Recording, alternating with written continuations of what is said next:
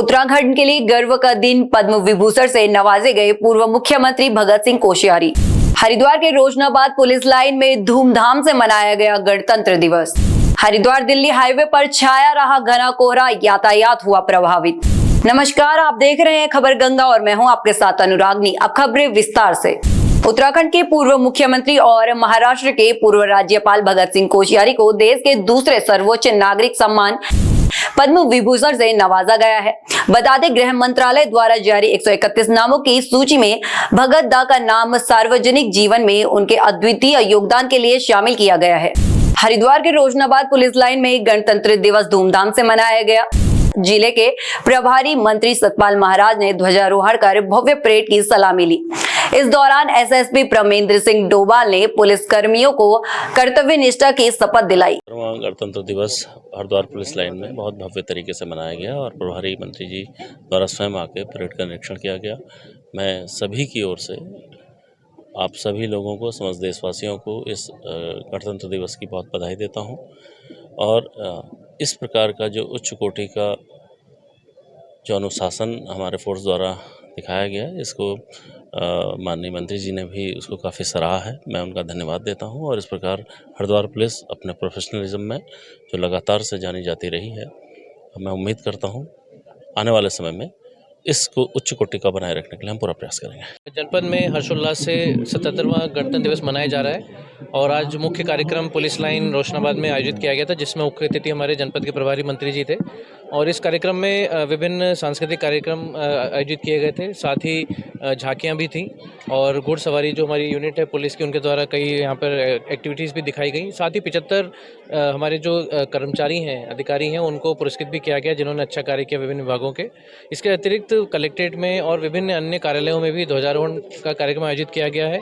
और पूरे जनपद में हमारा जो सफाई अभियान चल रहा है वो भी वृहद रूप से चलाया जा रहा है। गणतंत्र दिवस के अवसर पर आने वाले 10 से 15 दिन में और वृहद सफाई अभियान भी चलाया जाएगा। और सभी से अनुरोध है कि इस पावन इस अवसर पर जब हम अपने दायित्वों को समझते हैं, संविधान जिस दिन लागू हुआ था उस दिन सभी लोग अपने जनपद को, देश को, राज्य को उन्नत बनाने में, विकसित बनाने में अपना योगदान दें। दिवस की बहुत बहुत शुभकामनाएं।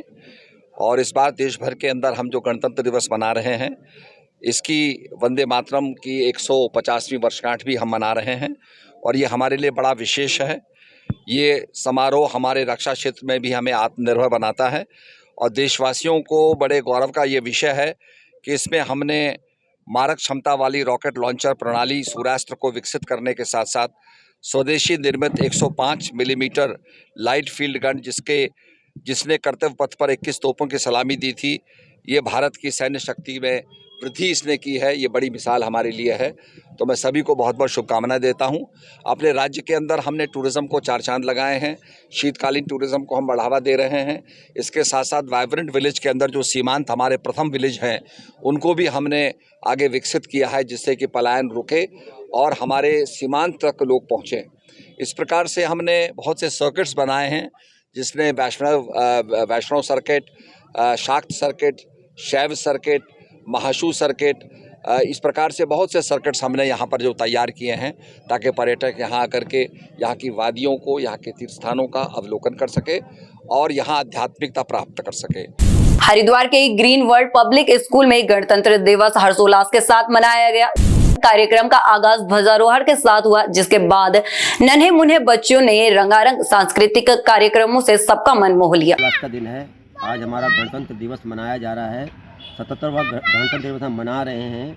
आज हमारा संविधान लागू हुआ था। आज से ही हमारे देश में हमारे कानून लागू हुए थे। उससे पहले अंग्रेज़ों के द्वारा बनाए गए कानून लागू होते थे। अनेक वीरों की वजह के बलिदानों की वजह से आज हमें यह दिन मिला है। मैं पूरे भारतवर्ष के लोगों को इसके लिए हार्दिक बधाइयाँ देता हूँ, शुभकामनाएँ देता हूँ।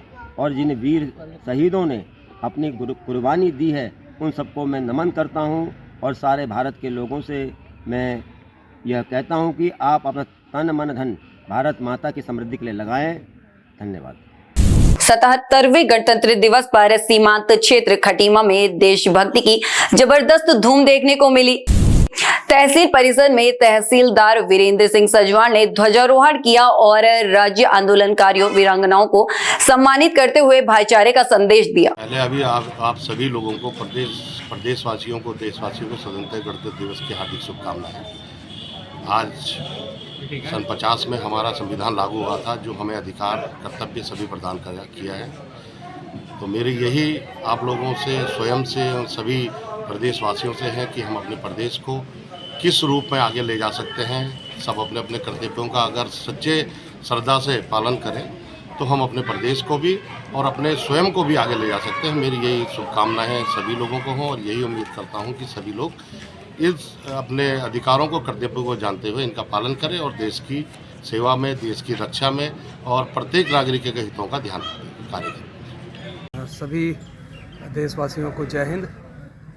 बाकी जैसा कि सभी को विदित है कि आज हम अपना राष्ट्रीय पर्व गणतंत्र दिवस मना रहे हैं। आज हमारा ये 77वां गणतंत्र दिवस है। मैं सभी साथियों से, सभी भारतीयों से, सभी देशवासियों से अपील करूंगा कि जिन बलिदानों से हमारा देश आज़ाद हुआ और उसके बाद हमने अपना संविधान लागू किया, तो हमारी जिम्मेदारी है कि हम अपने संविधान को और हमारे देश की अखंडता को अक्षुण्ण रखें और निरंतर ऐसे प्रयास करें कि जिससे हमारा देश विश्व पटल पर हमेशा अग्रसर रहे और हमेशा तरक्की करता रहे। जय हिंद।